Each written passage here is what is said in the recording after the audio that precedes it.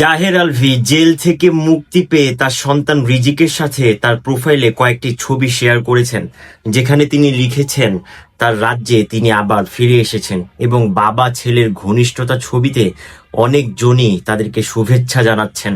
এখন অনেক ভক্ত আবার মন্তব্য করে বসছেন যে তাকে আবার নতুন করে কবে ছোট পর্দায় অর্থাৎ নাটকে দেখা যাবে। তবে কি জাহের আলভীর উপরে সবকিছু মাফ হয়ে গেল? তিনি কি সেখানে নির্দোষ সেটি প্রমাণিত হয়ে গেল? দেখেন, আদালতের মামলা দীর্ঘদিন ধরে চলতে থাকে। তিনি সাময়িক সময়ের জন্য এখন জামিনে রয়েছেন। এমন হতে পারে যে এই জামিনের পরে মামলা হয়তো পুরোপুরি নিষ্পত্তি হয়ে যাবে, তাকে হয়তো নির্দিষ্ট তারিখে হাজিরা দেওয়া লাগবে, অথবা তিনি আবারও কারাগারে যেতে পারেন। কিন্তু সে মামলার নথি এবং ঘটনা বিশ্লেষণ করে সেটা আমরা আপাতদৃষ্টিতে মন্তব্য করা ঠিক না।